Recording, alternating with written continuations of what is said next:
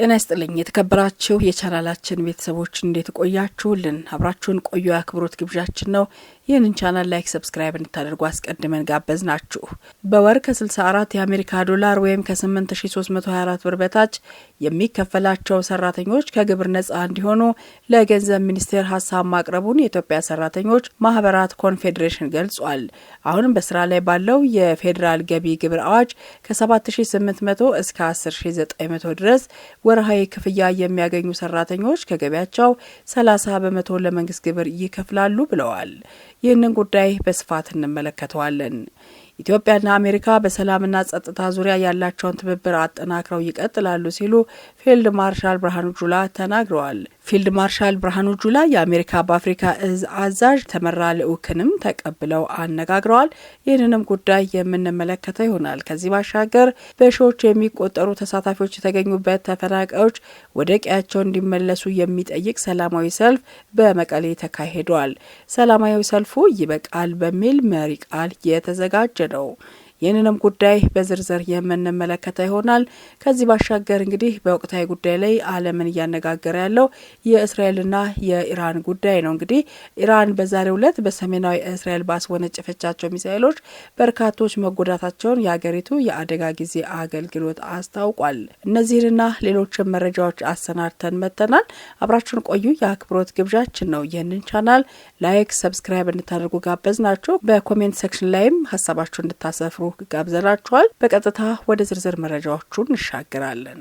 ወደ ቀዳሚው መረጃ ስንሻገር ፊልድ ማርሻል ብርሃኑ ጁላ በዚህ ወቅት አሜሪካና ኢትዮጵያ ከ100 ዓመታት በላይ ያስቆጠረ ዲፕሎማሲያዊ ግንኙነት እንዳላቸው አስታውቋል። ሁለቱ ወዳጅ ሀገራት በቀጣይ በመከላከያ ዘርፉ በትብብር ለመስራት በሚያስችሉ ጉዳዮች ላይ ነው መግባባት ላይ መድረሳቸውን የተናገሩት። በቀጠናው ባለው ሁኔታ የጋራ መግባባት የተያዘበትና በተለይም በቀይ ባህርና በአፍሪካ ቀንድ አካባቢ በሚታዩ የጸጥታ ጉዳዮች ላይ ለጋራ ተጠቃሚነት በትብብር ለመስራት በሚያስችሉ ጉዳዮች ላይም ተስማምተናል ብለዋል። ጄኔራል ማይክ እንደተናገሩት ከሆነ ኢትዮጵያ በአፍሪካ ቀንድና በቀጠናው ከፍተኛ ሚና ያላት ሀገር መሆኗን ጠቅሰዋል። በተለይ በሶማሊያ ሰላምን ለማስፈንና ሽብርተኝነትን ለመዋጋት እያደረገችው ላለው ጥረት ያላቸውን አድናቆትም ጭምር ገልጸዋል። በውይይታቸው ላይ በቀጠናው ያለውን ሁኔታ በግልጽ እንደተረዱ ጠቁመዋል። በቀጣይም በወታደራዊና ጸጥታ ጉዳዮች ላይ በጋራ ለመስራት መስማማታቸውን ነው የተናገሩት።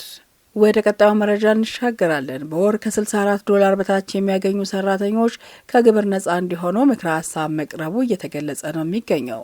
በወር ከ64 የአሜሪካ ዶላር ወይም ከ8324 ብር በታች የሚከፈላቸው ሰራተኞች ከግብር ነጻ እንዲሆኑ ለገንዘብ ሚኒስቴር ሀሳብ ማቅረቡን የኢትዮጵያ ሰራተኞች ማህበራት ኮንፌዴሬሽን ገልጿል። አሁን በስራ ላይ ባለው የፌዴራል ገቢ ግብር አዋጅ ከ7000 እስከ 10900 ብር ወርሃዊ ክፍያ የሚያገኙ ሰራተኞች ከገቢያቸው 30 በመቶውን ለመንግስት ግብር ይከፍላሉ ሲሉም ገልጸዋል። የገንዘብ ሚኒስቴር ዝቅተኛ ደሞዝ ያላቸው ከግብር ነጻ ይሁኑ የሚለውን እንደማይቀበለው ሲገልጽ፣ ኢሰማኮ በበኩሉ አቅም ያለውን ግብር ከፋይ ትቶ በፔሮል የሚያገኘውን ብቻ በማሳደድ ሀገር ማሳደግ አይቻልም ሲል እየተከራከረ ነው። የገንዘብ ሚኒስቴር ከሰራተኛ የሚቀነስ ግብርን ጨምሮ ሌሎች የገቢ ጉዳዮችን የሚመለከተውን የገቢ ግብር አዋጅ ለማሻሻል ባስደረገው ጥናት በዩሮ ከመቀጠር የሚገኝ ገቢ ከግብር ነጻ የሚሆን የትኛው የደሞዝ መጠን ላይ ነው ለሚለው 3 አማራጮችን አቅርቧል። እነዚህም 1200፣ 1600 ወይም ደግሞ 2000 ብር ከሚከፈላቸው ላይ ይሁን የሚሉ ናቸው። የኢትዮጵያ ሰራተኞች ማህበራት ኮንፌዴሬሽን ይህንን ዝቅተኛ ከግብር ነጻ መሆን ያለበት የደሞዝ መጠን 8300 ብር ነው ማለቱን የኮንፌዴሬሽኑ ፕሬዝዳንት አቶ ካሳሁን ፎሌ ለዶይቼ ቬለ ገልጸዋል። ይህንን የገንዘብ መጠን መነሻ ያደረጉትም ኢትዮጵያን ጨምሮ ታዳጊ በሚባሉ ሀገራት አንድ ሰው በቀን ከ2.15 የአሜሪካ ዶላር በታች የሚያገኝ ከሆነ ድሃ የሚባል ስለመሆኑ ዓለም አቀፍ ትንተና ያለ ነው ብለዋል። ጥናቱን በሚመለከት የገንዘብ ሚኒስቴር ባደረገው ውይይት ላይ መሳተፉን የገለጸው ኮንፌዴሬሽኑ መንግስት ያጠናውና ያቀረበው አማራጭ የደሞዝ ወለል እጅግ ዝቅተኛ ነው የሚል መከራከሪያ ሀሳብ አቅርቧል። ምክንያቱም ያለውን ደግሞ ከኑሮ ውድነትና ከገንዘብ የመግዛት አቅም አንጻር ነው ብሏል።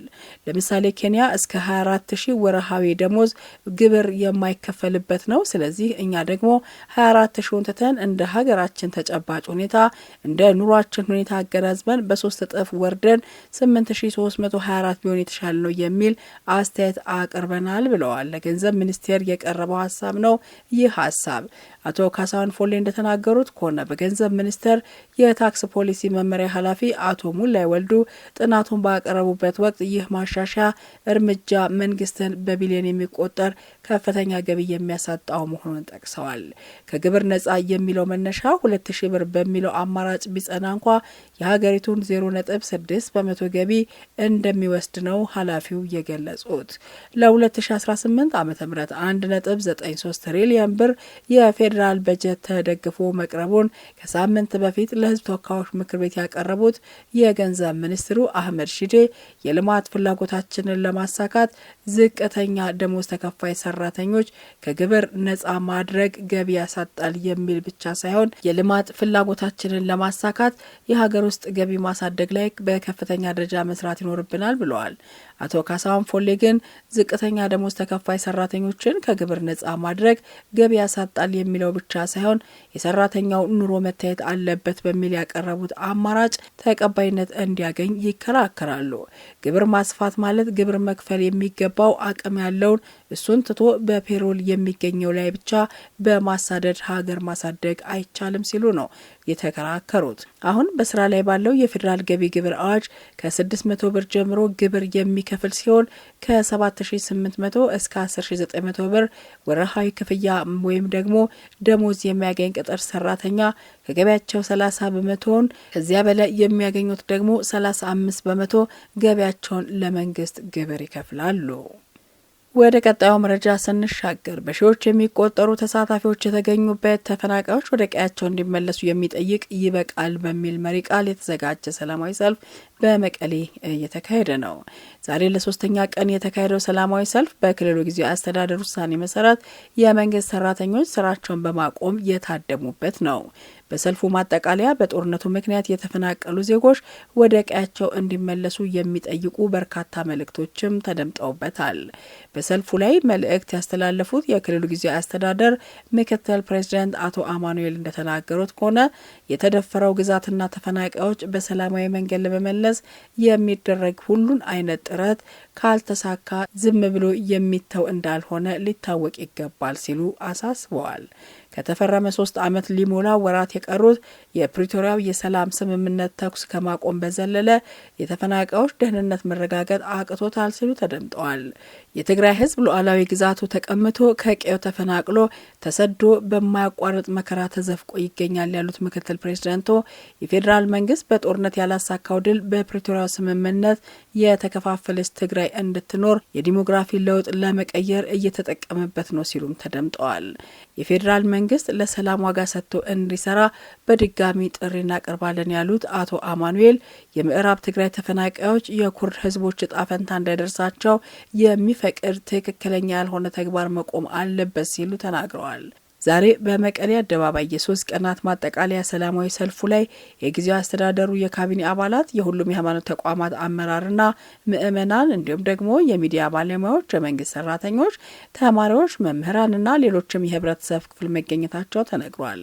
የፌዴራል መንግስት ሁሉም ተፈናቃዮች ወደ ቀያቸው እንዲመለሱ ጽኑ ፍላጎት እንዳለው በተደጋጋሚ መግለጹ አይዘነጋም። የቀድሞ የጊዜያዊ አስተዳደሩ ፕሬዝዳንት አቶ ጌታቸው ረዳም አሁን ላይ በትግራይ ትርምስ እንዲፈጠር እየሰራ ያለው የህወሓት አንጃ ተፈናቃዮችን ለፖለቲካ ፍጆታ በመጠቀም ተፈናቃዮች ወደ ቀያቸው እንዳይመለሱ እየሰራ መሆኑን አስገንዝበው ነበር። የፌዴሪ ጠቅላይ ሚኒስትር ዶክተር አብይ አህመድ ከትናንት በስቲያ ከፖለቲካ ፓርቲዎች ጋር ውይይት ባደረጉበት ወቅት የትግራይ ተፈናቃዮች ጉዳይን አንስተው ነበር። የተፈናቀሉ ሰዎችን መመለስ በሚመለከት 100% ዝግጁ ነን። ራያ ተመልሰዋል። የተፈናቃይ ሰዎች ወልቃይትም እንደዛ አይነት ፍላጎት ነው ያለን። ከጊዜያዊ መንግስቱ ጋር እየተነጋገርን ነው። በእኛ በኩል እነኛ ዜጎች ለፖለቲካ ፍጆታ መጠቀሚያ ሳይሆን ቦታቸው ቢመለሱ ከማንም በላይ ኢትዮጵያ ታተርፋለች ብለዋል። በእኛ በኩል አንዴ አይደለም 10 ጊዜ እቅድ እያወጣን ነው። የትግራይ ጉዳይ ብዙ የማይገደን የማያሳስበን አይምሰላችሁ ሲሉ ማረጋግጠዋል። ያስጨነቀን ጉዳይ በግልጽ እንድታውቁልን ግን ትንሽ ዘመን ተቀይሯል። የዛሬ 4 ዓመት 5 ዓመት የነበረን የውጊያ አቅም የነበረን ቴክኖሎጂና ዛሬ ትንሽ ይለያል። በተቻለ መጠን ውጊያው ብናስቀር ይሻላል። እንደምታውቁት በባለፈው ውጊያ ያኔም ተናግሬያለሁ። ከትግራይ ወጣቶች ከትግራይ እናቶች በላይ የተጎዳ ሰው የለም። የሚያስገድሉ ሰዎች ይፎክራሉ፣ አስገዳዮች ይፎክራሉ፣ ሟቾች ግን ጉዳዩን ሳያውቁ ይጠፋሉ። ያ እንዳይፈጠር ነው ትዕግስት የምናደርገው ብለዋል። ወደ ቀጣዩ መረጃ ስንሻገር ኢራን በእስራኤል ያልተጠበቀ ጥቃት የተፈጸመባት ከአሜሪካ ጋር የኒውክሌር አቅምን አስመልክቶ ተስፋ ሰጪ ዲፕሎማሲያዊ ሂደት ላይ በነበረችበት ወቅት መሆኑን አስታውቃለች። ይህንን የተናገሩት የኢራን የውጭ ጉዳይ ሚኒስተር አባስ እንደተናገሩት ከሆነ በተባበሩት መንግስታት ድርጅት የሰብአዊ መብቶች ምክር ቤት በጄኔቫ ግጭቱን አስመልክቶ በመከረበት ስብሰባ ላይ ነው። የውጭ ጉዳይ ሚኒስትሩ እስራኤል በሀገራቸው ላይ ያደረሰችው ጥቃት ለሰው ልጅ ስልጣኔ ታሪካዊ ወቅት ነው በማለት አገራት ለዓለም አቀፍ ሕግ መቆም እንዳለባቸውም አሳስበዋል።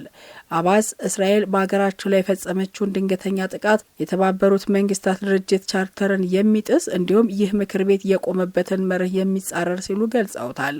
የውጭ ጉዳይ ሚኒስትሩ ይህንን የተናገሩት በኢራንና በእስራኤል መካከል ያለውን ግጭት ለማርገብ እንዲሁም በኢራን የኒውክሌር አቅምን ወደ ዲፕሎማሲያዊ ድርድር ለመመለስ ከዩናይትድ ኪንግደም ከፈረንሳይና ከጀርመን የውጭ ጉዳይ ሚኒስትሮች ጋር ከመነጋገራቸው አስቀድሞ ነው። በጥቃቶቿ ያሰበችውን እቅድ እንዳላሳካች የምትገልጸው እስራኤል በበኩሏ በጥቃቷ የመቀጠል እቅድ እንዳላት እየተነገረ ነው። ኢራን ሰላማዊ የኒውክሌር ኃይል የማበልጸግ መብት እንዳላትም ትናገራለች። እስራኤል ደግሞ ይህንን አትቀበለውም። ይህ በእንዲህ እንዳለ የፈረንሳዩ ፕሬዝዳንት ኢራን ለመደራደር ፈቃደኝነቷን ልታሳይ ይገባል ሲሉ አሳስበዋል። የፈረንሳዩ ፕሬዝዳንት ኤማኑኤል ማክሮን ከእስራኤል ጋር ያለውን ግጭት ለማስቆም ፈረንሳይን ጨምሮ አውሮፓውያን ሀገራት ለኢራን ዲፕሎማሲያዊ ፕሮፖዛል እንደሚያቀርቡ ተናግረዋል። ማክሮን ፕሮፖዛሉ በ4 ዋና ዋና ክፍሎች መዋቀሩንም ገልጸዋል። የዓለም አቀፉ አቶሚክ ኤነርጂ ኤጀንሲ በኢራን ስራውን እንዲጀምርና የዩራኒየም ማበልጸጊያ ስራ ወደ ዜሮ ማሸጋገር፣ የኢራን የባላስቲክ ሚሳይል እንቅስቃሴን መቆጣጠር፣ ኢራን በቀጠናው ላሉ ተዋጊ ቡድኖች የምታደርገውን የገንዘብ ድጋፍ በተመለከተ በኢራን ውስጥ ያሉ ታጋቾችን ነጻ ማውጣትን ጨምሮ ኢራን የምታስቀምጠው ፕሮፖዛልን በተመለከተ በመድረኩ ተገኝታ ለመደራደር ፈቃደኛ መሆን አለባት ሲሉ ማክሮን ለጋዜጠኞች መናገራቸውን ቢቢሲ ዘግቧል። ክቡራትና ክቡራን የቻናላችን ቤተሰቦች ለሰዓቱ ያዘጋጀናቸው መረጃዎቻችን በእንዲህ መልኩ ተጠናቀቁ። አብራችሁን ስለነበራችሁ እናመሰግናለን። ይህንን ቻናል ላይክ፣ ሰብስክራይብ እንድታደርጉ በአክብሮት እንጋብዛችኋለን። መልካም ጊዜ በያላችሁበት።